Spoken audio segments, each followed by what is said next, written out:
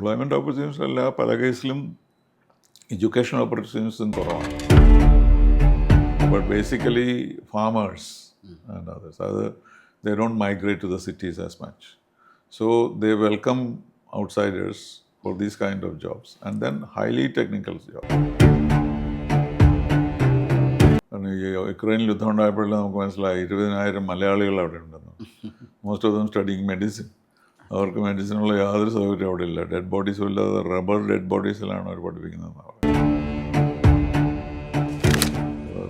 The whole Silicon Valley is run by Indians. അതുപോലെ Y2K കേട്ടിട്ടില്ലേ? Century മാറിയപ്പോൾ ഉണ്ടായിരുന്ന വലിയ ഡിസാസ്റ്റർ എക്സ്പെക്റ്റ് ചെയ്തിരുന്നായിരുന്നു ആ സമയത്ത്. പ്ലെയിനുകൾക്ക് താഴെ വീഴുമ്പോൾ കമ്പ്യൂട്ടറൊക്കെ നിന്ന് പോകുന്നൊക്കെ ഒരു I was in New York at that time. ഞങ്ങളെല്ലാം bracing up for a big crisis. എന്നാലും ഇവിടുന്ന് പണം ചിലവാക്കി വീടൊക്കെ വിറ്റ് ആളുകൾ യുക്രൈനിൽ പോയി മെഡിക്കൽ ഡിഗ്രി കൊണ്ട് തിരിച്ചു വന്നാൽ അല്ലെങ്കിൽ അവിടെ തന്നെ ജോലി ചെയ്താൽ എല്ലാം നന്നായി എന്നുള്ള ഒരു ഇംപ്രഷനാണ് നമുക്കെല്ലാം ഉള്ളത്.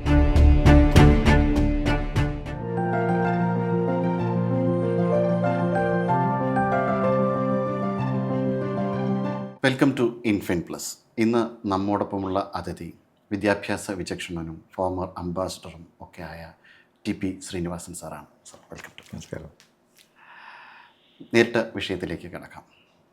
ഇപ്പോൾ ഈ അടുത്തിടെയായിട്ട് സോഷ്യൽ മീഡിയയിലൊക്കെ ഒരുപാട് മുഴങ്ങി കേൾക്കുന്നൊരു പ്രശ്നമുണ്ട്.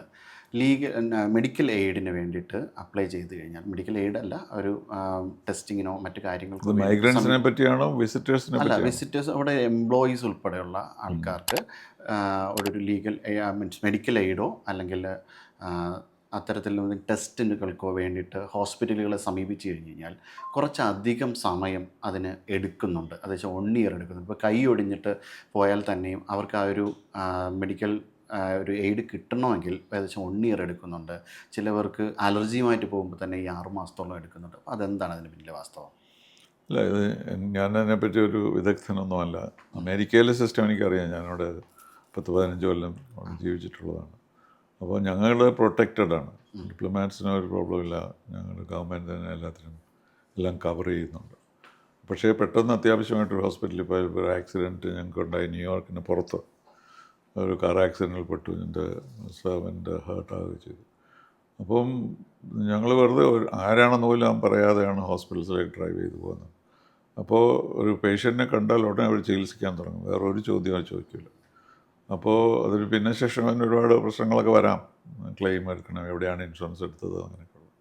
പക്ഷേ absolute treatment immediately in an emergency, അത് മറ്റേതുമായിട്ട് കൺഫ്യൂസ് ചെയ്യാൻ പാടില്ല. നമുക്ക് ഒരു കാലൊടിഞ്ഞ് അത് കുറേ നേരമുള്ള ചികിത്സ, അങ്ങനെയുള്ളത് അവരതിനകത്തൊക്കെ പണം ചിലവാക്കാൻ മടി കാണിക്കുന്നതാണ്.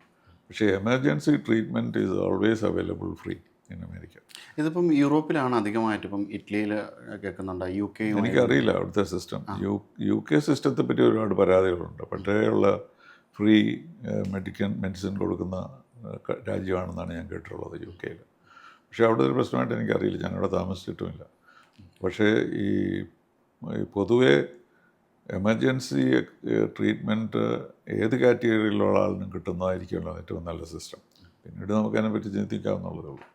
അപ്പോൾ അതിൽ നല്ല അഭിപ്രായങ്ങളാണ് ഞാൻ കേട്ടിട്ടുള്ളത്. എൻ്റെ അനുഭവം അത് തന്നെയാണ് എമർജൻസി ട്രീറ്റ്മെൻറ്റിനെ സംബന്ധിച്ച്.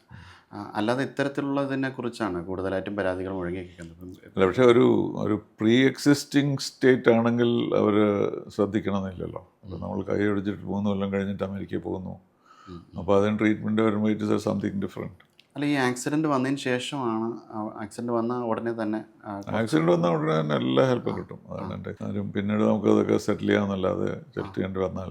അല്ല, US-ൽ എനിക്കറിയില്ല, യൂറോപ്പിൽ എനിക്കറിയില്ല.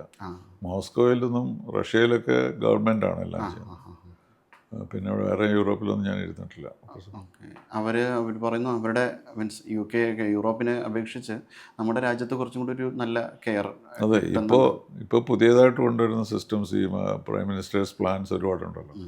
അതനുസരിച്ച് എല്ലാവർക്കും മെഡിക്കൽ എയ്ഡ് കിട്ടുകയും അതുപോലെ ഇൻഷുറൻസ് ഇമ്പ്രൂവ് ചെയ്യുകയും ചെയ്തിട്ടുണ്ട്. നമ്മളധികം ഇൻഷുറൻസ് ആളുകൾ എടുക്കാറില്ല. പക്ഷേ ഗവൺമെൻറ് ഹോസ്പിറ്റൽസ് ആർ ദെയർ. വലിയ എക്സ്പെൻസീവ് ട്രീറ്റ്മെൻറ്റൊക്കെ വരുമ്പോഴേ ഉള്ളൂ പ്രശ്നം. അപ്പോൾ അതുകൊണ്ട് നമുക്ക് കിട്ടുന്ന മിനിമം ട്രീറ്റ്മെൻറ്റിലൊക്കെ I think we are may be better than Europe. അതാണല്ലോ നമ്മൾ ഇന്ത്യയെ പറ്റി എഡ്യൂക്കേഷനും ഹെൽത്തും നമ്മളൊരു പക്ഷേ close to if not superior to Europe എന്നാണ് പറയുന്നത് ഇൻഡെക്സസ് നോക്കിയാൽ. പക്ഷെ അതൊക്കെ നമ്മൾ പഠിക്കേണ്ടതാണ്. അതിൻ്റെ ഡീറ്റെയിൽസ് ഒന്നും എനിക്കറിയില്ല. ഒരു യൂണിവേഴ്സിറ്റിയിൽ അത്യാവശ്യം ഒരു നല്ല കെയർ കിട്ടും എന്നാണ് എൻ്റെ എക്സ്പീരിയൻസ് യൂറോപ്പിലും യുണൈറ്റഡ് സ്റ്റേറ്റ്സിലും. ഓക്കെ. അത് മാത്രമല്ല, ഇപ്പം നമുക്ക് പുറത്തേക്ക് പോകുന്ന സ്റ്റുഡൻസ് തിരിച്ചൊരു റിവേഴ്സ് മൈഗ്രേഷൻ നടന്നുകൊണ്ടിരിക്കുന്നൊരു സമയമാണെന്നാണ് പറയപ്പെടുന്നത്. കാരണം അവിടെ പറയത്തക്ക രീതിയിലുള്ളൊരു എംപ്ലോയ്മെൻറ്റൽ ഓപ്പർച്യൂണിറ്റീസ് ഇല്ല ഇപ്പോൾ എന്നാണ് പറയുന്നത്. അതെന്താ അതിൻ്റെ പിന്നിലൊരു എംപ്ലോയ്മെൻറ്റ് ഓപ്പർച്യൂണിറ്റീസ് അല്ല, പല കേസിലും എഡ്യൂക്കേഷൻ ഓപ്പർച്യൂണിറ്റീസും കുറവാണ്. കാരണം ഈ യുക്രൈനിൽ യുദ്ധം ഉണ്ടായപ്പോഴല്ലേ നമുക്ക് മനസ്സിലായി 20,000 മലയാളികൾ അവിടെ ഉണ്ടെന്ന്. Most of them studying medicine. അവർക്ക് മെഡിസിനുള്ള യാതൊരു സൗകര്യം അവിടെ ഇല്ല. ഡെഡ് ബോഡീസും ഇല്ലാതെ റബ്ബർ ഡെഡ് ബോഡീസിലാണ് അവർ പഠിപ്പിക്കുന്നതെന്ന് പറയുന്നത്.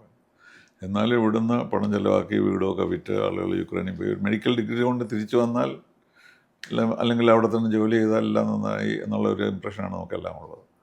പക്ഷെ പോയി കഴിയുമ്പോൾ എന്തെങ്കിലും ഒക്കെ സർപ്രൈസ് ആകുമ്പോൾ അത് വെളിയിൽ നാട്ടിലേക്ക് അറിയിക്കുകയുമില്ല. എങ്ങനെയെങ്കിലും എവിടെയെങ്കിലും ജോലി ചെയ്ത് ജീവിക്കുക, സംഭവ ദേശത്തിൽ. കാരണം ഇതൊക്കെ മൈഗ്രൻ്റ് കൺട്രീസ് അല്ല. അപ്പോൾ ഒരു കേപ്പബിലിറ്റിയോ ഒരു ടെക്നോളജിയോ ഉണ്ടെങ്കിൽ സെറ്റിൽ ചെയ്യാനോ അല്ലെങ്കിൽ ജോലി കിട്ടാനോ പ്രയാസമില്ല ഇപ്പോഴും പല രാജ്യങ്ങളിലും. ഹോം കെയറിലാണ് പലപ്പോഴും ഇത്തരം വിദ്യാർത്ഥികൾ വളരെ ടെക്നിക്കലി ഒക്കെ ക്വാളിഫൈഡ് ആയിട്ടുള്ള സ്റ്റുഡൻസ് അല്ലെങ്കിൽ അത് ക്വാളിഫൈഡ് ആയിട്ടുള്ള എംപ്ലോയീസ് ഹോം കെയർസിലൊക്കെയാണ് സെക്ടറിലൊക്കെയാണ് ജോലി ചെയ്യുന്നതെന്നാണ്. എവിടെ റെസ്റ്റോറൻറ്റ്സിൽ എല്ലായിടത്തും ജോലി ചെയ്യുന്നുണ്ട്. പക്ഷെ അതില്ലാതെ ഒരു വർഷമെങ്കിലും കഴിഞ്ഞാലേ സ്കോളർഷിപ്പുകളൊക്കെ കിട്ടുള്ളൂ. അപ്പോൾ ആ സമയം ഇവരെങ്ങനെയൊക്കെയോ ചിലവാക്കുന്നു. ചിലർ ഡെസ്പറേറ്റ് ആയിട്ട് തിരിച്ചു പോരുന്നു. പക്ഷേ വളരെയധികം പേര് അവിടെ തന്നെ ബ്രേവായിട്ട് ഇതെല്ലാം ഉൾക്കൊണ്ടുകൊണ്ട് നല്ലൊരു ഭാവിക്ക് വേണ്ടി ശ്രമിക്കുന്നു. അങ്ങനെയാണ് കേൾക്കുന്നത്. പക്ഷേ വലിയൊരു ഇതായിട്ട് ഇപ്പോഴും 6,000 പേര് പോകുന്നുണ്ടെന്നാണ് കേരളത്തിൽ നിന്ന് ഓരോ വർഷവും. അല്ല, ഇപ്പോൾ ഈ ഈസ്റ്റർ കഴിയുമ്പോൾ അടുത്ത പുതിയ നിയമം വരുന്നു. വിദ്യാഭ്യാസത്തെ സംബന്ധിച്ചിടത്തോളം പുതിയ നിയമം വരുന്നു. എവിടെ? യു കെയിലൊരു ഹോം കെയർ സംബന്ധിച്ച് പുതിയ അപ്ഡേഷൻസ് വരുന്നു. അവർക്കൊരു മിനിമൽ സാലറി പ്രിസ്ക്രൈബ്ഡ് സാലറി ഉണ്ടെങ്കിൽ മാത്രമേ ഇവിടെ അപ്പോയിൻറ്റ് ചെയ്യുള്ളൂ. അതല്ലാതെ ഹോം കെയറിന് പോലും ഇങ്ങോട്ട് വരണ്ട എന്നാണ് അവർ പറയുന്നതെന്നാണ് പറയുന്നത്. ശരി, അതായത് വരും, റെസ്ട്രിക്ഷൻസ് വരും തീർച്ചയായിട്ടും. കാനഡ വിശേഷിച്ച് നമ്മുടെ പൊളിറ്റിക്കൽ റിലേഷൻഷിപ്പ് മോശമായതുകൊണ്ട് ഇപ്പോൾ പല പ്രശ്നങ്ങളും കുട്ടികൾക്കുണ്ടാകുന്നുണ്ട്. അവർ ഇന്ത്യൻസിന് വീട് കൊടുക്കുന്നില്ല, അല്ലെങ്കിൽ ഫ്ലാറ്റിൽ ഹയർ ചെയ്യാൻ പറ്റുന്നില്ല എന്നൊക്കെ ഒരുപാട് പ്രശ്നങ്ങൾ കേട്ടിട്ടുണ്ട്. പക്ഷേ എല്ലാവരും അതിനെ അങ്ങനെ അഭിമുഖീകരിച്ച് സംഭവം ദേ സോൾവ് ഇറ്റ്. കാരണം ഒരു റിച്ച് കൺട്രി ആകുമ്പോൾ കാനഡയിൽ വിസ റെസ്ട്രിക്ഷൻസ് ഒക്കെ ഇപ്പോൾ വളരെ പെർമിറ്റ് ക്യാൻസലേഷൻ ഒക്കെ വളരെ യു കെയിലാണ് ഈ ഇഷ്യൂ ഇപ്പോൾ വളരെ ഇതായിട്ട് വന്നിരിക്കുന്നത്. ലൈം ലൈറ്റിൽ വന്നിരിക്കുന്നത് ഈസ്റ്റർ കഴിയുമ്പോൾ അടുത്ത് പുതിയ നിയമം വരുമെന്നാണ് അവർ പറയുന്നത്. അപ്പം അത് അതേസമയത്ത് ചില രാജ്യങ്ങളിൽ, ഞാൻ ഓസ്ട്രേലിയയിലുണ്ടായിരുന്നു, ഓസ്ട്രേലിയയിലൊക്കെ they don't make any distinction. നാഷണലാണോ വെളിയിൽ നിന്ന് വരുന്നതൊന്നും പ്രശ്നമൊന്നുമല്ല. അവർക്കെല്ലാം അതൊരു വെൽഫെയർ സ്റ്റേറ്റ് ആയതുകൊണ്ട്. സ്കാൻഡിനേവിയൻ കൺട്രീസ് എല്ലാം അതാണല്ലോ. അവിടുന്ന് ഹോസ്പിറ്റലിലൊന്നും ക്യാഷ് ബുക്കോ അല്ലെങ്കിൽ ക്യാഷ് കൗണ്ടറോ ഒന്നുമില്ല. You get your service and you go. പിന്നെ ഇങ്ങനെ പറയുമ്പോഴും ഈ ടാലൻസിനെ അവർ റെസ്ട്രിക്റ്റ് ചെയ്യില്ല, വരാൻ വേണ്ടിയിട്ട് പറയുന്നുണ്ട്. അപ്പം ഒരു വേൾഡ് ഓർഡറിനെ മൊത്തത്തിലൊരു ചേഞ്ച് വരുന്ന ഡൊമസ്റ്റിക് ആയിട്ടുള്ള ഒരു വർക്കേഴ്സിനെ കൂടുതൽ പ്രിഫറൻസ് കൊടുക്കുന്നൊരു അവസ്ഥയിലേക്കാണോ അത് കൊണ്ട് ചെന്നെത്തിക്കാൻ ശ്രമിക്കുന്നത്? ഇല്ല, അങ്ങനെയില്ല. കാരണം ടാലൻറ്റ് അമേരിക്കയിലെ പോലുള്ള വ്യത്യാസം എന്ന് പറഞ്ഞാൽ കുറേ large number of people live in the villages, they engage in agriculture, they are quite rich, but they may not be able to handle ഈ സൊഫിസ്റ്റിക്കേറ്റഡ് ആയിട്ടുള്ള എക്യുപ്മെൻറ്റ് ഉപയോഗിക്കാനോ അല്ലെങ്കിൽ കാര്യങ്ങൾ ചെയ്യാനോ ഉള്ള കഴിവ് അവർക്കില്ല. അതൊരു മെജോറിറ്റി അങ്ങനെയാണ്. White people with great strong Christian faith, but basically farmers and others. അത് they don't migrate to the cities as much. So they welcome outsiders for these kind of jobs, and then highly technical jobs. The whole Silicon Valley is run by Indians. അതുപോലെ Y2K കേട്ടിട്ടില്ലേ? Century മാറിയപ്പോൾ ഉണ്ടായിരുന്ന വലിയ disaster expect ചെയ്തിരുന്നായിരുന്നു ആ സമയത്ത്. പ്ലെയിനുകൾക്ക് താഴെ വീഴുമ്പോൾ കമ്പ്യൂട്ടറൊക്കെ നിന്ന് പോകുന്നൊക്കെ ഒരു I was in New York at that time. ഞങ്ങളെല്ലാം bracing up for a big crisis.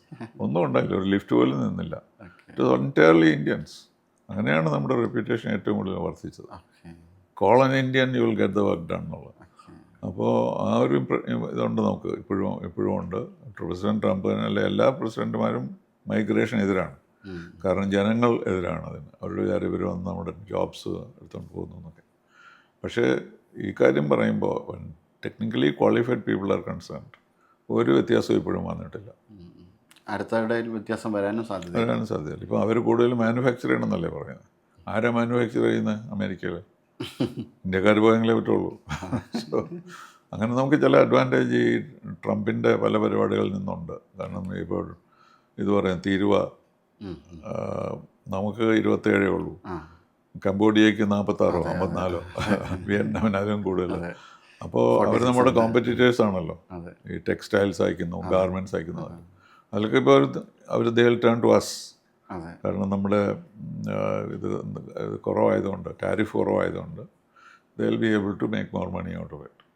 അതങ്ങനെ ഒരു സെറ്റിൽമെൻറ്റ് വരണം, അതിന് കുറച്ച് സമയമെടുക്കും. പക്ഷേ ഈ പ്രസിഡൻ്റ് ആയതുകൊണ്ടൊന്നും നമുക്ക് എക്സ്പെക്റ്റ് ചെയ്യാൻ പറ്റില്ല. എന്താണ് അടുത്ത് ചെയ്യാൻ പോകണമെന്നൊരു പേടിയില്ല. ഇപ്പം 90 days കൊടുത്തു എന്ന് പറയുന്നു, പലരും കൊടുത്തു എന്ന് പറയുന്നതേ എനിക്ക് nothing was suppose to happen. So അപ്പോൾ എന്താ ചെയ്യുന്നത്? അപ്പം ഈ താരിഫ് ഇവർ തന്നെ വളരെ നെഗറ്റീവായിട്ട് US കാരണം അവരുടെ വിലയല്ലേ കൂടുന്നത്. ഇപ്പോൾ ഒരു ചൈനീസ് സാധനത്തിന് ടാരിഫ് ഉണ്ടാക്കിയാൽ ടാരിഫ് ഗവൺമെൻറ് വാങ്ങിക്കും, പക്ഷേ മാർക്കറ്റിൽ പോകുന്ന ആളുകളല്ലേ വാങ്ങിക്കണ്ടേ. ഇപ്പോൾ ഒരു $3000 ഒരു കാറിന് $6000 ആകുമ്പോൾ who will pay? You may get what is available in that case. പക്ഷേ അതുകൊണ്ട് പറ്റില്ലല്ലോ. അപ്പം അതുകൊണ്ട് prices will go up, there will be inflation, there may be recession. ഇതെല്ലാം പ്രശ്നങ്ങളാണ്. അപ്പോൾ ചില അഡ്വാൻറ്റേജസ് നമുക്ക് കിട്ടും. അതിലൊന്നാണിത്. പിന്നെ നമ്മൾ ഒരു ട്രേഡ് എഗ്രിമെൻറ്റിന് വേണ്ടി തുടങ്ങിയല്ലോ. പ്രധാനമന്ത്രിയോട് വളരെ പോയത് ക്രൂഷ്യൽ ടൈമിലാണ്. ഈ റെസിപ്രോക്കേറ്ററി ടാരിഫ്സ് അനൗൺസ് ചെയ്യുന്നതിന് മുമ്പാണ്. He was only talking about. അപ്പോൾ ആ ഇത് ഉപയോഗിച്ചുകൊണ്ട് നമ്മുടെ പ്രധാനമന്ത്രി immediately proposed free trade agreement. Retaliatory measure എടുത്തപ്പോഴത്തേക്ക് നമ്മൾ അതിന് മുമ്പേ നമ്മൾ ഇത് തുടങ്ങി. Piyush Goyal is already two times already. അപ്പോൾ ഇപ്പോൾ ഈ ഒക്ടോബർ നവംബറിലേക്ക് നമ്മുടെ ട്രേഡ് എഗ്രിമെൻറ്റ് വരികയാണെങ്കിൽ പിന്നെ ഈ 27% ഒന്നും it doesn't matter to us. കാരണം നമ്മൾ ഓരോ കമ്മോഡിറ്റി അനുസരിച്ച് തീരുമാനിക്കും എന്തൊക്കെയാണ് ടാരിഫ് എന്നുള്ളത്. നമുക്കിപ്പോൾ പക്ഷേ അവരിപ്പോൾ പറയുന്നത് ഇപ്പോൾ 46 ബില്യൻ്റെ ഒരു ട്രേഡ് ഡെഫിസിറ്റാണ്. അപ്പോൾ ആ ട്രേഡ് ഡെഫിസിറ്റിനെ കവറപ്പ് ചെയ്യാനാണെന്ന്. പക്ഷെ അതിനെന്തെങ്കിലും ഒരു ലോജിക് ഉണ്ടോ അങ്ങനെ അത്തരം ഒരു കാര്യത്തിൽ?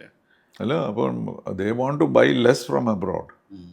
അതാണ് കൂടുതൽ വാങ്ങിച്ചിട്ടില്ല. അവരുടെ നാഷണൽ ഡെറ്റ് എന്ന് പറയുന്നത് 3 times the GDP ആണ്. അല്ല, ഒരു എവല്യൂഷൻ്റെ ഭാഗമല്ലേ, ഒരു consumption oriented economy. Consumption oriented economy. അവർ because they have a feeling of wealth and richness in the country and they only import sophisticated stuff, so അതുകൊണ്ട് market is always good and then the salaries also similar. Legitimate ആയിട്ടുള്ളവർക്ക് ജീവിക്കാൻ പ്രയാസമല്ല, പക്ഷേ ഇല്ലീഗലായിട്ടുള്ളവർക്കായിരിക്കും പ്രശ്നം. അങ്ങനെ ഒരുപാട് ഇപ്പോഴും ഉണ്ട്. എല്ലാവരെയും ഒന്നും ഡിപ്പോർട്ട് ചെയ്തിട്ടില്ലല്ലോ. ഇതൊരു ഗ്ലോബൽ ഇൻവെസ്റ്റ്മെൻറ്റ് പാറ്റേൺ എങ്ങനെയായിരിക്കും ബാധിക്കുന്നത്? അത് കൂടുന്നതാണ്. പല സ്ഥലങ്ങളിലും അവർ they will be force to start production. I'm not an economist, പക്ഷേ ഇതുകൊണ്ട് അഡ്വാൻറ്റേജസും ഡിസഡ്വാൻറ്റേജും ഉണ്ടായി. ഏറ്റവും വലിയ ഡിസഡ്വാൻറ്റേജ് എന്ന് പറയുന്നത് price rise in America itself and inflation leading to recession, which means lot of money will be lost all over the place. പക്ഷെ അവർ പറയുന്നത് അത് വരില്ല എന്നൊക്കെയാണ് പറയുന്നത്. നമ്മൾ ഈ ട്രേഡ് എഗ്രിമെൻറ്റിൽ എൻഗേജ്ഡ് ആയതുകൊണ്ട് we feel that we will be, നമ്മൾക്കൊന്നും പ്രശ്നം ഉണ്ടാവില്ല എന്നാണ്. പക്ഷേ അത് എഗ്രിമെൻ്റ് അവർ ചെയ്യണമെന്നില്ലല്ലോ. പലപ്പോഴും ഞാൻ ഡിലേഡ്. അപ്പം യൂറോപ്യൻ യൂണിയനുമായിട്ട് നമ്മൾ എത്രയോ വർഷമായിട്ട് ഡിസ്കസ് ചെയ്യുന്നു, ഇപ്പോഴും ആയിട്ടില്ല. ഒരു ഗ്ലോബൽ റിസഷനിലേക്ക് ഒരു US-ൽ ഒരു ഇൻഫ്ലേഷൻ ഉണ്ടാവാൻ സാധ്യതയുണ്ട്. എന്നിട്ട് ഒരു ഗ്ലോബൽ റിസഷനിലേക്ക് ഇത് കൊണ്ടുപോകാൻ സാധ്യതയുണ്ട്. അത് 60% ചാൻസ് ഉണ്ടെന്നാണ് one of the major companies, എല്ലാ കമ്പനീസും അസസ് ചെയ്യുന്നുണ്ടല്ലോ. അപ്പോൾ അവർ പറയുന്നത് ഇത്ര വലിയ നഷ്ടം വരും എന്നുള്ളതാണ്, റിസഷൻ വരുന്നത്. 60% ചാൻസ് ഓഫ് എ റിസഷൻ എന്നാണ് അവർ പറഞ്ഞത് ഇന്നത്തെ കാൽക്കുലേഷനിൽ. പക്ഷേ things may change and human ingenuity അങ്ങനെയാണല്ലോ. എന്തെങ്കിലും പ്രശ്നം ഉണ്ടായാൽ നമ്മൾ ഡീൽ വിത്ത് ഇറ്റ്. അതാണ് സാധാരണ. Finally human spirit prevails. അങ്ങനെയുള്ള സിറ്റുവേഷനാണുള്ളത്. നമ്മുടെ GDP ഇത് എത്രത്തോളം ബാധിക്കാൻ സാധ്യതയുണ്ട്? അത് ഡിപ്പെൻസ് ഏത് ഇൻഡസ്ട്രീസ് ഇന്ത്യയിലേക്ക് വരും എന്നുള്ളതനുസരിച്ചിരിക്കും. ഇപ്പം ചൈനയിൽ ഇത്രയും വലിയ പ്രയാസമുള്ളപ്പോൾ ഒരു പക്ഷേ അവർ they may want to do things, they want to export more to India. Because already നമുക്ക് ട്രേഡ് ഡെഫിസിറ്റ് ആണല്ലോ ചൈനയുമായിട്ട്. അപ്പോൾ അത് ഇൻഡ്യൂസ് ചെയ്യാൻ നമുക്ക് താല്പര്യമില്ല. പക്ഷേ they may go into sectors ഇപ്പോൾ നമ്മൾ ഉപയോഗിക്കാത്ത സെക്ടേഴ്സിൽ. ഇപ്പോഴും ചൈനയിൽ നിന്ന് കൊണ്ടുവരുന്ന സാധനങ്ങളാണല്ലോ ചീപ്പർ, ഇതൊക്കെ പറഞ്ഞാലും. അപ്പോൾ അതിനൊരു മെക്കാനിസം അവർക്കുണ്ട്. ഈ ഡംപിങ് പോളിസി ഉണ്ടല്ലോ, അതെ. കാരണം ആവശ്യമില്ലാത്ത സാധനങ്ങളുടെ രാജ്യങ്ങൾക്ക് ആവശ്യം എന്ന് പറഞ്ഞാൽ അവർക്ക് കൊണ്ടുവന്ന് കൊടുക്കുക, അങ്ങനെ എക്സ്പ്ലോയിറ്റ് ചെയ്യുക, അതൊക്കെ സാധാരണമാണ്. പക്ഷെ ഇപ്പോഴും ഒന്നും പ്രെഡിക്റ്റ് ചെയ്യാറായിട്ടില്ല. ഒരു ഇക്കോണമിസ്റ്റ് പോലും പ്രെഡിക്റ്റ് ചെയ്യുന്നില്ല. ഞാനെങ്ങനെയാണ് പ്രെഡിക്റ്റ് ചെയ്യുക? അതുകൊണ്ട് അൺസർട്ടനിറ്റി എല്ലാവർക്കും, ഇതെന്താണ് ഇയാൾ ചെയ്യാൻ പോകുന്നത്, എന്താണ് അദ്ദേഹത്തിൻ്റെ പ്രധാന ഉദ്ദേശമെന്ന് പോലും എല്ലാവർക്കും ഒരു വ്യക്തതയില്ല. അതിന് റെസ്പോൺസിബിലിറ്റി എടുക്കുമെന്നും തോന്നുന്നില്ല. അദ്ദേഹം എന്തെങ്കിലും വന്ന് കൊളാപ്സ് ആയാൽ he may just leave or something will happen. അതിൽ പെർസിസ്റ്റ് ചെയ്യുന്ന തരത്തിലുള്ള ആളല്ലല്ലോ. ബിസിനസ് മാൻ എന്ന് പറയുമ്പോൾ ബിസിനസ് പോകുമ്പോൾ പുള്ളി സ്ഥലം വിടില്ലേ, അതൊക്കെയാണ് പ്രശ്നം. സ്റ്റോക്ക് മാർക്കറ്റിലൊക്കെ വലിയ രീതിയിലുള്ള നെഗറ്റീവ് ഇമ്പാക്ട്സ് ആണ് ഇപ്പോൾ വന്നത്. That is natural, because trade ഇപ്പോൾ ഒരു സ്റ്റാൻഡ് സ്റ്റില്ലല്ലേ. ട്രേഡ് നടന്നെങ്കിലല്ലേ ഇക്കോണമി ഡെവലപ്പ് ചെയ്യുള്ളൂ. ബിക്കോസ് അപ്പോൾ നമ്മൾ കൊടുത്താലും ഇല്ലെങ്കിലും, പുതിയ ടാരിഫ് വന്നാലും ഇല്ലെങ്കിലും, ആക്ടിവിറ്റി, ബിസിനസ് ആക്ടിവിറ്റി വേണമല്ലോ. അപ്പോൾ അതിലാണ് അറിഞ്ഞുകൂടാത്തൊരു അൺനോൺ ഫാക്ടർ. വേൾഡ് ഓർഡർ ഒരു ഗ്ലോബലൈസ്ഡ് ഇൻ നേച്ചറാണ്. ഒരു ഗ്ലോബലൈസേഷനിലൂടെയാണ് നമ്മളിപ്പോഴും കടന്നു പോകുന്നത്. ഇത് പിന്നീട് തിരിച്ചൊരു റിവേഴ്സിലേക്ക് പോകാൻ സാധ്യതയുണ്ടോ ഇങ്ങനെ ഓരോരുത്തരായിട്ട് ഇടപെട്ട് കഴിയുമ്പോൾ? അത് ക്ലിയറായിട്ട് അതാണ് indication. Every one two himself എന്നുള്ളതാണ്. അല്ല ഒരു സിസ്റ്റത്തിലല്ല. ഇപ്പോൾ UN തന്നെ അടച്ചു പൂട്ടുമെന്ന് സംശയമാണ്. He has already Z many times, നിങ്ങൾ ഇങ്ങനെ ഇവിടെ ന്യൂയോർക്കിൽ നിന്ന് സമയം കളയുന്നത്, നിങ്ങളുടെ നാട്ടിൽ പോയി നിങ്ങളുടെ കാര്യം ചെയ്താൽ പോരെ എന്നൊരു UN ജനറൽ അസംബ്ലി, ഞാനിവിടെ ഉണ്ടായിരുന്നു, പുള്ളി പറയുന്ന. അപ്പോൾ അതിലൊന്നും അദ്ദേഹത്തിന് വിശ്വാസമില്ല, നേറ്റോയിൽ വിശ്വാസമില്ല. അപ്പം എന്തൊക്കെയാണ് വരാൻ പോകുന്നതെന്ന് ആർക്കും ഒരു തീർച്ചയില്ല. പക്ഷേ എല്ലാവരും കൂടുതൽ ഒരു സെൽഫ് ഡിറ്റർമിന് നമ്മൾ തന്നെ ചെയ്യണം എന്നുള്ളൊരു വിശ്വാസം വന്നിട്ടുണ്ട് എല്ലാ രാജ്യങ്ങൾക്കും. ഒരു ഹൈപ്പോത്തറ്റിക്കൽ മൾട്ടിലാറ്ററലിസത്തിൽ നിന്ന് നമ്മൾ ബൈലാറ്ററലിസത്തിലേക്ക് മാറുകയാണ്. എക്സാക്ട്ലി. ഒരു ഹൈപ്പോത്തറ്റിക്കൽ ക്വസ്റ്റ്യനാണ്. ഒരു US ഒരു ഗ്ലോബൽ പവർ എന്ന നിലയിൽ ഒരു പവർ ഷിഫ്റ്റിംഗ് വലിയ രീതിയിൽ നടക്കാൻ സാധ്യതയുണ്ടോ ഇപ്പോൾ? ഉണ്ട്. അതാണ് എല്ലാവരും എക്സ്പെക്റ്റ് ചെയ്യുന്നത്. കാരണം ഞാൻ പല അസസ്മെൻറ്റും കേട്ടിട്ടുണ്ട്. അതുകൊണ്ട് ഓരോ സിവിലൈസേഷനും അപ്പ് ആൻഡ് ഡൗൺ ഉണ്ടാവും. അപ്പം we are up so many years, now it's time for us to go down എന്നൊരു വളരെ റിപ്പീറ്റഡ് ആയിട്ടുള്ള ഇക്കോണമിസ്റ്റ് പറയുന്നത് കേട്ടു. We are on a down hill task, down hill journey. അപ്പോൾ ആ സമയത്ത് it will be more painful than going up hill. So we already reached a stage where we have to go down rather than dominate. അപ്പോൾ അതിനുള്ള adjustment വരുമ്പോൾ അതിൻ്റെ pains ഉണ്ടാവും. അതിൽ നിന്ന് ആ ഫേസ് പോയിട്ട് നമ്മൾ വീണ്ടും മുകളോട്ട് വരും എന്നുള്ളൊരു എക്സ്പെക്റ്റേഷൻ, ഹ്യൂമൻ ഓപ്റ്റിമിസം അതാണുള്ളത്. ആർക്കും ഒന്നും തിരിച്ചു പറയാനാകില്ല ഇയാൾ എന്താ ചെയ്യാൻ പോകുന്നത്. അല്ല, ഇത് അതോടൊപ്പം തന്നെ ഇദ്ദേഹം വന്നതിന് ശേഷം വലിയ രീതിയിൽ ഇപ്പം ഒരു എല്ലാം നേരത്തെ പറഞ്ഞതുപോലെ തന്നെ ഒരു അൺസർട്ടനിറ്റി വലിയ രീതിയിൽ ബാധിക്കുന്നുണ്ട്. ഇപ്പം ഉക്രൈൻ ഇഷ്യൂവിൽ ആദ്യം ഉക്രൈനോട് ചേർന്നു നിന്നു, പിന്നീട് ഉക്രൈനെ തള്ളി പറഞ്ഞു, റഷ്യയെ തള്ളി പറഞ്ഞു, പിന്നെ റഷ്യക്ക് അനുകൂല നിലപാട് റഷ്യയുടെ സൈഡിലാണ്. ഇപ്പോൾ റഷ്യയുടെ സൈഡിലാണ്. ഇപ്പോൾ അതൊരു വലിയ ചേഞ്ചാണ്. റഷ്യയോടുള്ള മാറ്റം വരുന്നതെന്നുള്ളത് കൂടുതലായിട്ട് നേറ്റോയുടെ സ്റ്റെബിലിറ്റി പോകുന്നു എന്നുള്ളതാണ്. യൂറോപ്യൻ യൂണിയൻ്റെ സ്റ്റെബിലിറ്റി. യൂറോപ്യൻ യൂണിയൻ ഏകദേശം ഒരു 3rd പൊസിഷനാണ്. അമേരിക്കയും ചൈനയും കഴിഞ്ഞാൽ 3rd പൊസിഷനിലാണ് യൂറോപ്യൻ യൂണിയൻ. അത് 27 രാജ്യങ്ങളുണ്ടല്ലോ.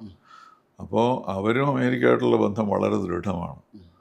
അപ്പോൾ ട്രേഡ് ആയാലും മാനുഫാക്ചറിങ് ആയാലും ക്വാളിറ്റി എന്തായാലും എല്ലാം യൂറോപ്യൻസും അമേരിക്കൻസിലുമാണ് സഹകരിക്കുന്നത്. നമ്മളൊന്നും അതിൽ ഫിഗർ ചെയ്യുന്നില്ല, നമ്മളൊക്കെ ഓൺ ദ സൈഡല്ലേ ഉള്ളൂ. അതുപോലെ NATO means if somebody attacks you are attacking the whole 27 countries എന്നാണല്ലോ തിയറി. അപ്പോൾ അത് വളരെ പ്രധാനപ്പെട്ട ഒരു സെക്യൂരിറ്റി അല്ലേ. അപ്പോൾ അതാണ് ഇവിടെ ഇറോഷൻ ഉണ്ടാകുന്നത്.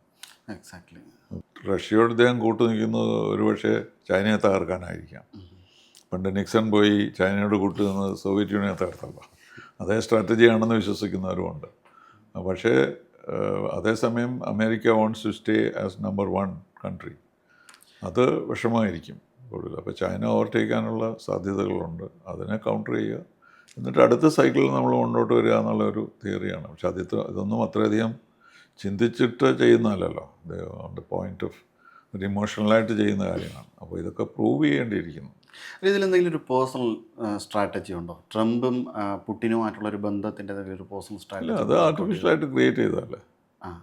കാരണം റഷ്യയുടെ കൂടെ നിന്നാലേ ചൈനയെ ആക്രമിക്കാൻ പറ്റുള്ളൂ എന്നുള്ളതാണ് ഇപ്പോൾ തായ്വാൻ വരുന്നു, അങ്ങനെയുള്ള പ്രശ്നങ്ങൾ വരുമ്പോൾ who will stand with the United States? അപ്പോൾ European Union is already bit loose. അപ്പോൾ റഷ്യയുടെ ഹെൽപ്പോടുകൂടി വേണം he has to deal with Taiwan or China. അതൊക്കെ ആയിരിക്കും അദ്ദേഹത്തിൻ്റെ പേഴ്സണൽ. അല്ല, നേരത്തെ തന്നെ ഒരു ഇലക്ഷനുമായിട്ട്, ട്രംപിൻ്റെ ഇലക്ഷനുമായിട്ട് ബന്ധപ്പെട്ട് ചൈനയിൽ നിന്നൊരു സഹായം കിട്ടി എന്നുള്ളതുമായിട്ട് ബന്ധപ്പെട്ടുള്ള കഴിഞ്ഞ റഷ്യയിൽ നിന്ന് കിട്ടിയതായി. ഒരു ഇവിടെ ആർക്കൊക്കെ കിട്ടുമെന്ന് നമുക്ക് അറിഞ്ഞൂടാ. അല്ലത് ഈ സഹായത്തിൻ്റെ പ്രത്യുപകാരമായിട്ട് ഇദ്ദേഹം തമ്മിലുള്ള എന്തെങ്കിലും അന്തർധാരകൾ ഉണ്ടോ എന്നുള്ളതാണ്. ഉണ്ടായിക്കൊള്ളുന്നില്ല. ഇതൊന്നും നമ്മൾ ഒരിക്കലും ഫേസ് വാല്യൂയിൽ എടുക്കാൻ പാടില്ല. Diplomacy that's fundamental. അപ്പോൾ അതുകൊണ്ട് എല്ലാം ഒരു take with a pinch of salt. ഇതിൽ എന്താണ് വരാൻ പോകുന്നത്, അപ്പോൾ അത് വെയിറ്റ് ചെയ്യാൻ നിവൃത്തിയുള്ളൂ. ഇപ്പോൾ സമയത്ത് നമുക്ക് ആർക്കും അത് പ്രെഡിക്റ്റ് ചെയ്യാൻ പറ്റുന്നില്ല. എസ് ജയശങ്കർ തന്നെ ഈ അടുത്തിടയിൽ അഭിപ്രായപ്പെട്ടു, world never will be the same എന്ന ഒരു അഭിപ്രായം. അത് എല്ലാവരും പറയുന്നുള്ളൂ, അത് മാത്രമല്ല. Because old order is gone. ഐക്യരാഷ്ട്ര സംഘടനയിലേക്ക് വലിയ പ്രാധാന്യമൊന്നുമില്ലല്ലോ. അവർക്ക് പണമില്ല, ഒന്നും ചെയ്യാനുള്ള കപ്പാസിറ്റി ഇല്ല. അമേരിക്കൻസ് ഒരുപക്ഷെ വിഡ്രോ ചെയ്യുന്ന വരും, കാരണം അവർ 22% ബഡ്ജറ്റ് അവരല്ലേ ബെയർ ചെയ്യുന്നത്. പക്ഷെ അവരത് ചെയ്യുന്നത് അമേരിക്കയ്ക്ക് ഒരുപാട് റവന്യൂ ഉണ്ട്. ഈ ഡിപ്ലോമാറ്റ്സ് എല്ലാം അമേരിക്കയിൽ പോയി പണം ചിലവാക്കല്ലേ, ഫീഡിങ് ഈച്ച് അതർ. അവിടെയൊക്കെ ബെനിഫിറ്റ് ആർക്ക്? അമേരിക്കയ്ക്കാണ്. അതുകൊണ്ടാണ് അവർ UN എടുത്ത് കളയാതിരിക്കുന്നത്. ഒരു ഡ്രാസ്റ്റിക് ചേഞ്ച് അതുകൊണ്ട് തന്നെ സംഭവിക്കാൻ സംബന്ധിച്ചു വിടുന്നില്ല. ഇടയുണ്ട്. ഒരു കാലത്ത് ഇറാൻ പറഞ്ഞു, ഓക്കെ ന്യൂയോർക്ക് UN നിങ്ങൾ തെഹ്റാനിലേക്ക് കൊണ്ടുവരും, ആരെങ്കിലും പോവോ? അങ്ങനെയൊക്കെയുള്ള പ്രശ്നങ്ങൾ. ഇപ്പം നമ്മുടെ ഒരു ലോക ക്രമം തന്നെ മാറാനുള്ള എല്ലാ സാധ്യതകളുമുണ്ട്. അപ്പോൾ അതിലൊരു റീഅറേഞ്ച്മെൻറ്റ് വരും. Who is in power, who is not. As of now America will still be that. ഇപ്പോൾ ചൈന എത്ര പറഞ്ഞാലും അവർ കംപ്ലീറ്റ് ആയിട്ട് ഡോമിനേറ്റ് ചെയ്യാൻ പറ്റുമെന്ന് തോന്നുന്നില്ല. അവരുടെ സിസ്റ്റം അങ്ങനത്തെ അല്ലല്ലോ. അപ്പോൾ അതുപോലെ ഇപ്പം റഷ്യക്ക് അതിലൊരു യുണൈറ്റഡ് ബ്ലോക്ക് ഇല്ലല്ലോ. വാട്സാപ്പ് ആക്ട് അബോളിഷ് ചെയ്ത് കഴിഞ്ഞു. അന്ന് നേറ്റോ അബോളിഷ് ചെയ്യാത്തതുകൊണ്ടാണ് ഇന്ന് ഇവർ ധൈര്യമായിട്ടും ശക്തിയായിട്ടും പെരുമാറുന്നത്. പുതിയ വേൾഡ് ഓർഡറിൽ ഇന്ത്യയുടെ ഒരു പൊസിഷൻ എവിടെ ആയിരിക്കും സാറ്? അല്ല, നമ്മൾ പണ്ട് പറഞ്ഞുകൊണ്ടിരുന്നത് 6 രാജ്യങ്ങളായിരിക്കും, 6 സെൻറ്റേഴ്സ് ഓഫ് പവർ. അത് United States, China, European union, Japan, Russia, പിന്നെ ഇന്ത്യ. അങ്ങനെ 6 സെൻറ്റേഴ്സ് ഓഫ് പവർ. അതായിരുന്നു നമ്മുടെ ജയശങ്കറിൻ്റെ അച്ഛൻ്റെ തിയറി, കെ സുബ്രഹ്മണ്യം. അവർ പറഞ്ഞ ഇത് പോയിട്ട് ആദ്യം എന്താണ്, അതായത് 2 രാജ്യങ്ങൾ US വേഴ്സസ് സോവിയറ്റ് യൂണിയൻ ആയിരുന്നു. അപ്പോൾ അത് ബൈപോളാർ വേൾഡ് ആയിരുന്നു. അത് കഴിഞ്ഞ് യൂണിപോളാർ വേൾഡായി. അത് കഴിഞ്ഞൊരു മൾട്ടിപോളാറിലേക്ക് വേൾഡ് ആവുമെന്നും ഈ 6 പോൾസ് ആയിരിക്കും ഉണ്ടാകുന്നതായിരുന്നു അദ്ദേഹത്തിൻ്റെ സങ്കല്പം. പക്ഷേ അതിപ്പോൾ ശരിയാവില്ല, കാരണം യൂറോപ്യൻ യൂണിയൻ്റെ ശക്തി കുറഞ്ഞു. So they may go out of that. പിന്നെ ജപ്പാൻ ആണെന്നറിയില്ല. അപ്പോൾ ഈ 6 രാജ്യങ്ങൾ മാത്രമായിരിക്കുമോ, മറ്റ് രാജ്യങ്ങൾ വരുമോ എന്നൊക്കെ ഉള്ളത്. അപ്പോൾ മൾട്ടിപോളാർ വേൾഡ് എന്നുള്ളതിൽ നിന്ന് മാറിയിട്ട് ഒരു ആരെങ്കിലും ഡോമിനേറ്റ് ചെയ്യുന്നൊരു വേൾഡാണ് ഉണ്ടാവുക, either ചൈന ഓർ US. ഒരു ബൈപോളാർ വേൾഡ് ഉണ്ടാവാൻ സാധ്യതയില്ലല്ലോ. ഇല്ല, അതില്ല. അതുകൊണ്ട് തന്നെ ഒരു യുദ്ധം ഉണ്ടാവില്ല എന്ന് നമുക്ക്. അല്ല, പക്ഷേ അല്ലാതെ യുദ്ധം ഉണ്ടാവുമല്ലോ. പക്ഷെ ഒരു വേൾഡ് ലോകമഹായുദ്ധം ഉണ്ടാവാനുള്ള ഒരു സാധ്യത നമുക്ക് മാറ്റിവെക്കാം തൽക്കാലത്തേക്കെങ്കിലും. പക്ഷേ world war is already there as far as trade is concerned. ഇത് മഹായുദ്ധം തന്നെയാണ്. ഓക്കെ, ഇവിടെ ഇപ്പോൾ നമുക്ക് ബഡ്ജറ്റുമായി ബന്ധപ്പെട്ടിട്ട് ഇപ്പം പുതിയ രീതിയിലുള്ള ഇൻവെസ്റ്റ്മെൻറ്റും കാര്യങ്ങളും ഒക്കെ നമ്മൾ വളരെ നല്ല രീതിയിൽ സ്ട്രോങ് ആയിട്ട് ഇൻവൈറ്റ് ചെയ്യുന്നുണ്ട്. അപ്പോൾ ഈ ഒരു ഘട്ടത്തിൽ നമ്മുടെ ഒരു എക്കണോമി ഇനി എങ്ങനെ പോകാനായിരിക്കും ഒരു സാധ്യത? അവർ പ്രെഡിക്റ്റ് ചെയ്യുന്നത് 6% ഗ്രോത്ത് കാണുന്നല്ലേ. നേരത്തെ 7 ആയിരുന്നു, ഇപ്പോൾ അത് 6% ആയി. അപ്പോൾ അതിൽ നമ്മുടെ ഗ്രോത്ത് ഇപ്പോഴും ഉണ്ട്, നമ്മുടെ ഡെവലപ്മെൻറ്റ് നന്നായിട്ട് പോകുന്നുണ്ട്. പിന്നെ നമ്മുടെ പ്ലാനിങ് ഈ 2047 ഡെവലപ്ഡ് കൺട്രി ആണെന്നുള്ള സ്കീമാണല്ലോ ഗവൺമെൻറ്റിൻ്റെ. അപ്പോൾ അതുകൊണ്ട് നമ്മുടെ ഗ്രോത്ത് ഇതൊന്നും നമ്മുടെ ഗ്രോത്തിനെ എഫക്റ്റ് ചെയ്യാൻ എനിക്ക് തോന്നുന്നില്ല. ഇപ്പോഴുള്ള ഇഷ്യൂസ് ഒന്നും ഒരിക്കലും നമ്മെ ബാധിക്കാൻ സാധ്യതയില്ല. കാരണം നമുക്ക് ഒരു റെവല്യൂഷണറി അപ്രോച്ച് ഇല്ലല്ലോ. We are careful and moving forward. ഇപ്പോഴത്തെ ഒരു ഇപ്പം ചില നിയമങ്ങളുടെ കാർക്കശ്യവും വിസ ചട്ടങ്ങളുടെ കാർക്കശ്യവും കാനഡ ഉൾപ്പെടെ, കാനഡയും യൂറോപ്പും ഒക്കെ ഇത് വരുമ്പോഴത്തേക്കും നമ്മുടെ ഇവിടെ ഒരു സ്റ്റുഡൻസിൻ്റെ ഒരു ഇവിടെ തന്നെ പിടിച്ചു നിർത്തിക്കൊണ്ട് ഇവിടെ ഒരു വലിയ രീതിയിലുള്ളൊരു ഡ്രാസ്റ്റിക് ചേഞ്ച് വരാൻ സാധ്യതയുണ്ടോ? അത് വേണം. അതുകൊണ്ടാണല്ലോ ഈ പ്രൈവറ്റ് യൂണിവേഴ്സിറ്റീസൊക്കെ നമ്മൾ ആർഗ്യ ചെയ്തുകൊണ്ടിരുന്നത്. കാരണം കുട്ടികൾ പോകുന്നതിന് കുഴപ്പമില്ല, ബെറ്റർ ദർ. പക്ഷെ അവർ ഇവിടെ ഫെസിലിറ്റീസ് ഇല്ലാത്തതുകൊണ്ടായിക്കൂടാ. വെളിയിൽ പോകുന്നത് നല്ലതാണ്, ജോലി കിട്ടുമെങ്കിൽ നല്ലതാണ്, 100% വരെ കൂടുതൽ ശമ്പളം കിട്ടും, അങ്ങനെയൊക്കെയുള്ള പൊസിഷൻസ് ഒക്കെ ഉണ്ടല്ലോ, അതുപോലെ കംഫർട്ടബിൾ ലിവിങ്, അതൊക്കെ നോക്കിയിട്ടാണ്. അതൊരു ബ്രെയിൻ ഡ്രെയിൻ അല്ലേ നമ്മുടെ എന്നെനിക്ക് തോന്നുന്നില്ല. നമുക്ക് ഇഷ്ടംപോലെ ബ്രെയിൻ ഉണ്ടല്ലോ ഇവിടെ. എന്താ നമുക്ക് ഇതിനാണ് ആളില്ലാത്തത്. ഒരു വളരെ സ്മോൾ പേഴ്സണല്ലേ പുറത്ത് പോകുന്നുള്ളൂ. അപ്പോൾ അതുകൊണ്ട് ഞാൻ ബ്രെയിൻ ഡ്രെയിൻ എന്ന് വിളിക്കാറില്ല, ബ്രെയിൻ ഓവർഫ്ലോ എന്നാണ് നമുക്ക് enough people. And I don't say that people should not go out എന്ന് ഞാൻ പറയാറില്ല. And eventually the advantage comes to us. ഈ നമ്മുടെ ഇന്ത്യക്കാർ വെളിയിൽ പോയി സെറ്റിൽ ചെയ്ത് പണം ഉണ്ടാക്കി ഇവിടെയല്ലേ വരുള്ളൂ, അവർ സ്വിസ് ബാങ്കിൽ പോകില്ലല്ലോ. അപ്പോൾ അതുകൊണ്ട് പർട്ടിക്കുലർലി ഇൻ ദ ഗൾഫിൽ നിന്നുള്ള പൈസ കൊണ്ടാണ് നമ്മൾ ജീവിക്കുന്നത്. അപ്പോൾ ആ സിസ്റ്റം വിൽ കണ്ടിന്യൂ. നമുക്കൊരു വലിയ ഫ്ലക്ച്വേഷൻ വരുമെന്ന് എനിക്ക് തോന്നുന്നില്ല. Opening up of Narasimha Rao in 1992 is the most crucial. അത് കഴിഞ്ഞൊരു വലിയ റെവല്യൂഷനൊന്നും നമ്മൾ പ്രതീക്ഷിക്കുന്നില്ല. ഒരു ലിബറൽ ഔട്ട്ലുക്കിൽ നിന്ന് മാറി US വളരെ സ്ട്രിക്റ്റ് ആയിട്ടുള്ള ഒരു ഇതിലാണ് നിൽക്കുന്നത്. ഇപ്പം ഇസ്രായേലിൻ്റെ കാര്യത്തിൽ ഇസ്രായേലിന് ഡയറക്റ്റ് ആയിട്ടുള്ളൊരു സപ്പോർട്ട് കൊടുത്തിട്ടുണ്ട്. അപ്പോൾ അതിനെ സംബന്ധിച്ച് സാറിൻ്റെ ഒരു അഭിപ്രായം എന്താണ്?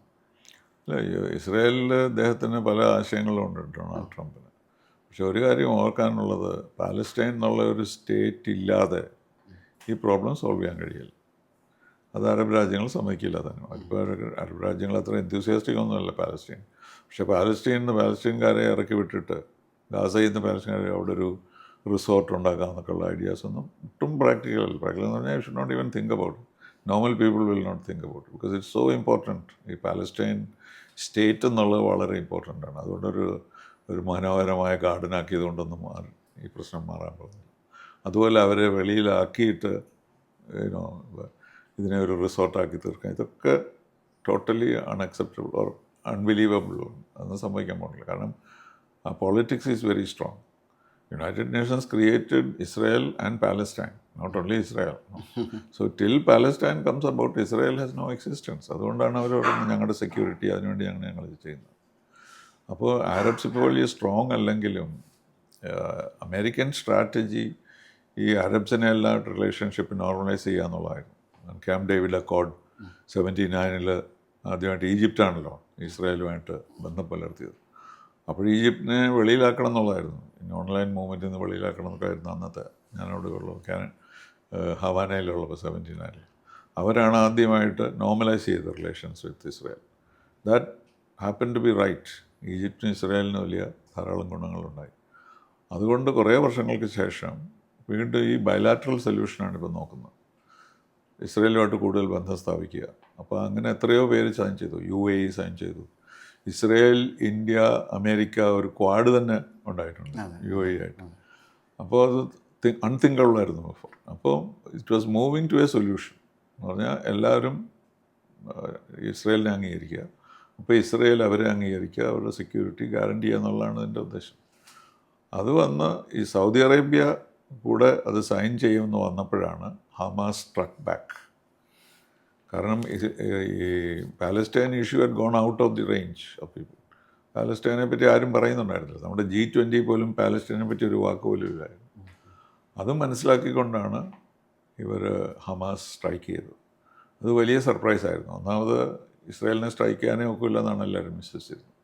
പക്ഷേ ഇവരുടെ കയ്യിൽ ഭയങ്കര ഫയർ പവർ ഉണ്ടായിരുന്നു. ഇറാൻ അവരുടെ പുറകിൽ നല്ല സപ്പോർട്ട് ഉണ്ടായിരുന്നു.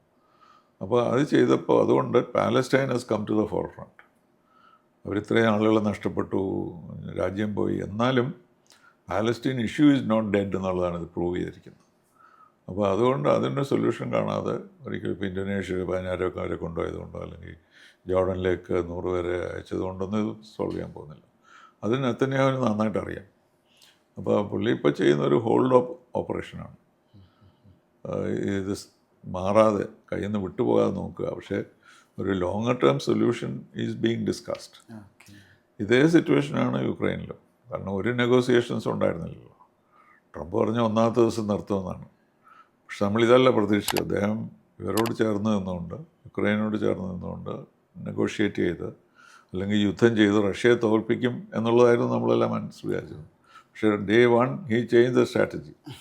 ഇയാൾ യുക്രൈനെ എനിമിയാക്കി അല്ലെങ്കിൽ യൂറോപ്യൻ യൂണിയനെ എനിമിയാക്കിയാണ് ചെയ്തിരിക്കുന്നത്. പിന്നെ റിസോഴ്സസ് മുഴുവനും വേണമെന്നാണ് പറയുന്നത്. ഇത്രയും ബില്യൺസ് ഓഫ് ഡോളേഴ്സ് അമേരിക്ക ചിലവാക്കി യുക്രൈനെ രക്ഷിക്കാൻ.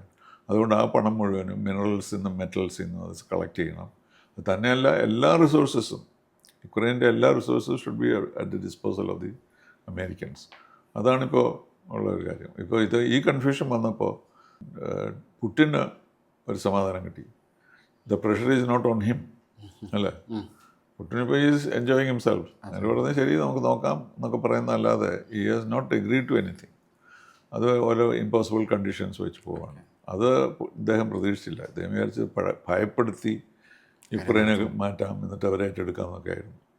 അതൊന്നും നടന്നിട്ടില്ല. അപ്പോൾ ഈ രണ്ട് സിറ്റുവേഷനിൽ യുക്രൈൻ ആയാലും പാലസ്റ്റൈൻ ആയാലും ഒരു പ്രോഗ്രസ്സും ഉണ്ടായിട്ടില്ല ഡൊണാൾഡ് ട്രംപ് വന്നതിന് ശേഷം. അതായിരുന്നില്ല നമ്മൾ എക്സ്പെക്റ്റ് ചെയ്തിരുന്നത്. അപ്പോൾ അദ്ദേഹം ഇതൊക്കെ പുതിയ പുതിയ പ്രശ്നങ്ങൾ ഉന്നയിച്ചപ്പോഴത്തേക്ക് മറ്റേതൊക്കെ പോയി. അതുകൊണ്ടാണ് നെതന്യാഹു പോയി ഇതോട് സംസാരിച്ചത്. കാരണം ഇത് ആലോചിക്കണം, നമ്മൾ എന്ത് ചെയ്യണം എന്നുള്ളത്. അപ്പോൾ അതിലൊരു വലിയ സ്റ്റേക്ക് ഉണ്ട്. അതുപോലെ പുടിനോടും പറയണമല്ലോ ഇനി ഒരു സമയത്ത്, നിങ്ങൾ ഇന്ന ദിവസം അഗ്രി ചെയ്തില്ലെങ്കിൽ ഞങ്ങൾ ബോംബ് ചെയ്യാൻ തുടങ്ങുമെന്ന് പറയുന്ന സ്റ്റേജിലേക്ക് പോകണ്ടെന്ന് ഇപ്പോൾ വിചാരിച്ചിരിക്കുന്നതെന്നേ ഉള്ളൂ. പക്ഷേ that is A possibility also. അവർക്ക് ഇതിൻ്റെ അനന്തരഫലത്തിനെ കുറിച്ച് പൂർണ്ണമായൊരു ബോധ്യം ഉള്ളതുകൊണ്ടാണോ അത്തരത്തിൽ അമേരിക്കയ്ക്കോ യു എസിനും റഷ്യക്കായാലും ഒക്കെ അതെ, റഷ്യ വിജയിച്ച് നിൽക്കുകയല്ലേ.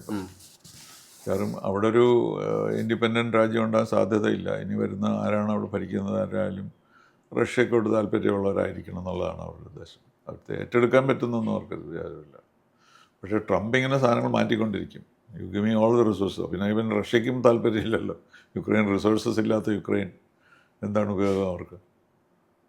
അപ്പം രണ്ട് കേസിലും സൊല്യൂഷനൊന്നും നമ്മൾ കാണുന്നില്ല. അപ്പോഴാണ് ഈ ടാരിഫ് കേസും കൂടെ വന്നിരിക്കുന്നത്.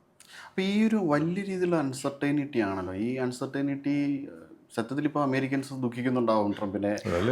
ഡെമോൺസ്ട്രേഷൻസ് നടക്കുന്നു ഓൾറെഡി. അവിടുന്ന് ഡൊമസ്റ്റിക്, അതായത് സ്വന്തം പാർട്ടിയിൽ നിന്ന് എത്രത്തോളം ഒരു പ്രശ്നം? അതിപ്പം ഇലക്ഷൻ വരുമല്ലേ അടുത്ത കൊല്ലം. വരുമ്പോൾ കോൺഗ്രസ് ഇഷ്ടപ്പെടുന്നതാണ് പൊതുവെയുള്ള വിശ്വാസം. അങ്ങനെയാണ് ഇയാൾക്ക് ഇങ്ങനെയൊന്നും ചെയ്യാൻ പറ്റില്ലല്ലോ. He has to go to the Congress and get it approved and all that. But he doesn't seem to think that will happen. But there is a fear that he may lose the majority in the Congress and therefore he will be ineffective. All options are open.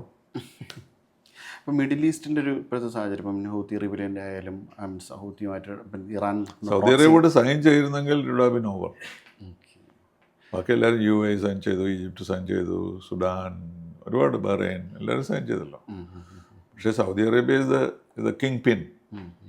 അപ്പോൾ Saudi Arabia sign ചെയ്യുന്നു എന്നുള്ള സൂചന ലഭിച്ചപ്പോഴാണ് ഈ Hamas വന്നത്. അല്ല, ഇപ്പം നമുക്ക് middle ഈസ്റ്റിൻ്റെ ഒരു സാഹചര്യത്തിലേക്ക് വന്നു കഴിഞ്ഞാൽ ഇപ്പോൾ ഇറാൻ നടത്തുന്ന ഒരു പ്രോക്സി വാർ, then ഹൂത്തീസ് ആയിട്ടുള്ള ഒരു അല്ല, ഹൂത്തീസിൻ്റെ അദ്ദേഹം ചെയ്ത് ശരിയാണെന്ന് എനിക്ക് തോന്നുന്നത്. കാരണം ഷിപ്പിംഗ് ട്രാഫിക് മുഴുവൻ നിർത്തിയിരിക്കുകയല്ലേ അവർ. സുവേസ് കനാലിൽ കൂടെ പോകാനൊക്കാതെ പഴയ റൂട്ടിൽ ആഫ്രിക്കയിലേക്കിട്ടുമാണ് പോകുന്നത്. അപ്പോൾ എത്ര കോസ്റ്റ് ഇൻക്രീസ് ചെയ്യുന്നു, ഇൻകൺവീനിയൻസ് ഇൻക്രീസ് ചെയ്യുന്നു, ഷിപ്പില്ല, അതെല്ലാം. അപ്പോൾ അതും ഒരു രാജ്യമല്ല ചെയ്യുന്നത്. ഹൂത്തീസ് എന്ന് പറയുന്നത് they are not Yemen, it's only one tribe. അവർക്ക് കുറച്ച് മാരിടൈം സുപ്പീരിയോറിറ്റി ഉള്ളതുകൊണ്ട് ദേ ആർ പ്ലേയിങ് ഹാവക്. പക്ഷേ ഇത്രയും ഇദ്ദേഹം ചെയ്തിട്ടും അഷുറൻസ് കൊടുത്തിട്ടും ഷിപ്പ് ഇപ്പോഴും അങ്ങനെ തന്നെയാണ് പോകുന്നത്. കാരണം അതിലെങ്കിലും ഡാമേജ് ഉണ്ടായാലുണ്ടാകുന്ന നഷ്ടം വളരെ കൂടുതലാണ്. ഇപ്പോൾ കോസ്റ്റ് കൂടുതലാണെന്നല്ലേ ഉള്ളൂ. പക്ഷേ കംപ്ലീറ്റ് ആയിട്ട് ഷിപ്പുകൾ നശിക്കുന്ന ഒരു സിറ്റുവേഷൻ, അത് നിർത്താൻ വേണ്ടിയിട്ടാണ് ഇദ്ദേഹം ഹൂത്തീസിനെ അറ്റാക്ക് ചെയ്തത്. പക്ഷേ ഡെമോൺസ്ട്രേറ്റീവായിട്ട് അല്ലെങ്കിൽ ഡെഫിനറ്റീവായിട്ടൊരു മാറ്റം ഉണ്ടായിട്ടില്ല. ഇത്തരത്തിലാണ് അങ്ങനെ ഒരു മാറ്റം ഉണ്ടാകണമെങ്കിൽ ഇനി എന്തൊരു അല്ല, അത് അവരുടെ ഷിപ്പിംഗ് കമ്പനിക്കാരുടെ കാൽക്കുലേഷൻസ് നോക്കണം. അവരുടെ റിസ്ക് എത്രയുണ്ടെന്നുള്ളത് ഇപ്പോഴറിയില്ല അവർക്ക്. അപ്പോൾ അതുകൊണ്ട് അവർ taking the view that let us spend more money but let us be safe. അല്ല, ഒരു സെക്യൂരിറ്റി കൊടുത്തു കഴിഞ്ഞാൽ പൂർണ്ണമായും കുറച്ചുകൂടി ഒരു നല്ല അത് രീതിയിൽ പറ്റുന്നില്ലല്ലോ. ഈ കാലങ്ങളിലെല്ലാം അമേരിക്കയും മറ്റ് ഷിപ്സൊക്കെ അവിടെ ഉണ്ട്. പക്ഷേ Houthis seem to be very good at this. അവർ നഷ്ടം വരുത്തുന്നുണ്ട് ഓരോ ദിവസവും. ആക്ച്വലി ഹൂത്തീസ് മാത്രമല്ല, അതൊരു പ്രോക്സി വാറല്ലേ? അതെ, പക്ഷേ അവിടെ രണ്ട് ഗ്രൂപ്പുണ്ടല്ലോ യമനിൽ. അപ്പോൾ ഹൂത്തീസാണ് ഇറാനോട് സപ്പോർട്ട് ചെയ്യുന്നവർ. അപ്പോൾ അതുകൊണ്ട് അവരാണ് ആക്റ്റീവായിരുന്നത്. അതാണ് ട്രംപിനും വിരോധം മറ്റുള്ളവരെക്കാളും ആ ഗ്രൂപ്പിനോട്. അപ്പോൾ ആക്ച്വലി ഇറാൻ അല്ലേ അതിൽ വില്ലൻ ആയിട്ട് വരുന്നത്? അല്ല, ഇറാനെ ഡോമിനേറ്റ് ചെയ്യാൻ സമ്മതിക്കാന്നുള്ളതാണ് അമേരിക്കയുടെ ഈ ന്യൂക്ലിയർ ഇഷ്യൂ പറഞ്ഞിട്ട്. അവർക്ക് ന്യൂക്ലിയർ വെപ്പൺ ഉണ്ടായിക്കഴിഞ്ഞാൽ പിന്നെ world will again turn around. അപ്പോൾ അവരെ കൊണ്ട് ന്യൂക്ലിയർ വെപ്പൺസ് ഉണ്ടാക്കാൻ സമ്മതിക്കാതിരിക്കുക എന്നുള്ളതാണ് അമേരിക്കയുടെ അജണ്ട. ഇപ്പോൾ അൾട്ടിമേറ്റം കൊടുത്തിരിക്കുകയാണ്, ഇത്ര ദിവസത്തിനകം ഒരു അഗ്രിമെൻറ്റ് ചേർന്നില്ലെങ്കിൽ ഞങ്ങൾ ബോംബ് ചെയ്യുമെന്നാണ് പറഞ്ഞിരിക്കുന്നത്. നടക്കുമെന്നറിയില്ല. ഇപ്പോൾ കുറച്ചധികം നാളായിട്ട് നമുക്ക് നോർത്ത് കൊറിയയെക്കുറിച്ച് വലുതായിട്ടൊന്നും കേൾക്കുന്നില്ല. ഇപ്പോൾ എന്താ അവരുടെ ഒരു കറണ്ട് അവർ they are totally Chinese dominated. അതിൻ്റെ റഷ്യയെ അവർ സപ്പോർട്ട് ചെയ്യുന്നുണ്ട്. റഷ്യയിൽ വലിയ ട്രൂപ്സ് തന്നെ പോയിട്ടുണ്ട് റഷ്യയിൽ യുക്രൈനെതിരായിട്ട് യുദ്ധം ചെയ്യാൻ വേണ്ടി. അത് DPRK ഇദ്ദേഹം ഒരു വലിയ ഹൂഹ ഉണ്ടാക്കിയെന്നേ ഉള്ളൂ. അന്ന് ഞാൻ സമാധാനം സ്ഥാപിക്കാൻ പോകണം ഈ പ്രാന്തനോടെന്നൊക്കെ പറഞ്ഞ്. പക്ഷേ വഴി വെച്ച് വിട്ടുപോകേണ്ടി വന്നില്ലേ. So it didn't understand what it meant. അവർക്കൊരു വലിയ രീതിയിലുള്ള ഒരു warheads, nuclear warheads ഉണ്ടെന്നാണ് വിശ്വാസം. വലിയ രീതിയിൽ വേണ്ടല്ലോ ന്യൂക്ലിയർ വാർ ഹെഡ്സ്, കുറച്ച് പേർക്ക്. Any nuclear capacity can be dangerous. അതുകൊണ്ടാണ് ലിബിയൊക്കെ അവർ അടച്ചു പൂട്ടിയത്. യുക്രൈനും അതുപോലെ. യുക്രൈൻ ഇൻഡിപെൻഡൻ്റ് ആയപ്പം they are not suppose to keep nuclear weapons. Soviet Union has sign the NPT, not Ukraine.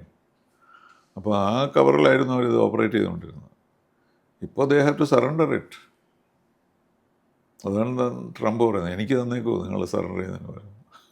അപ്പം ഇത്തരത്തിൽ ലോകം ഒരു അൺസർട്ടൺ വേൾഡാണ്. പുതിയ ലോകം ഉണ്ടായി വരേണ്ടതുണ്ട്. അതെ, ഉണ്ടാകും. പക്ഷേ അതെന്തെങ്കിലും ഒരു ഡ്രമാറ്റിക് ആയിട്ട് എന്തെങ്കിലും ഉണ്ടാകും എന്നുള്ളതാണ് എൻ്റെ ഭയം. Use of nuclear weapon can be very dangerous. അങ്ങനെയൊക്കെയുള്ള ന്യൂക്ലിയർ സാധ്യതയുണ്ടോ? ആരും ബുദ്ധിയുള്ളവർ ചെയ്യൂല. പക്ഷെ എന്നാലും ഒരു ഡിറ്ററൻ്റ് ഉണ്ടല്ലോ. അതുപോലെ UN ഇല്ലാതിരിക്കുക. I can't even imagine. I spend my 20 years in that building. അതെടുത്ത് മാറ്റാന്ന് എന്താണ് സ്ഥിതി? ഒരു വേൾഡ് വാർ, പഴയ രീതിയിലൊരു വേൾഡ് വാർ ഉണ്ടാവില്ല. പക്ഷേ ഒരു മൾട്ടിപോളാർ വേൾഡ് ആണെങ്കിൽ തന്നെയും രണ്ട് ബൈലാറ്ററൽ വാർ, രണ്ട് രാജ്യങ്ങൾ തമ്മിലുള്ള ഒരു യുദ്ധങ്ങൾ പല സ്ഥലങ്ങളിലുണ്ടായി തന്നെ അതൊരു വലിയ. അതെ, ഇപ്പം തന്നെ trade war itself is enough to destroy the world. അത് സംശയമൊന്നുമില്ല. അതുകൊണ്ട് both sides have to withdraw. പലരും അതിനെ ഓപ്റ്റിമിസ്റ്റിക് ആയിട്ട് കാണുന്നവരുമുണ്ട്. So let's be optimistic. നല്ലത് സംഭവിക്കട്ടെ. Thank U.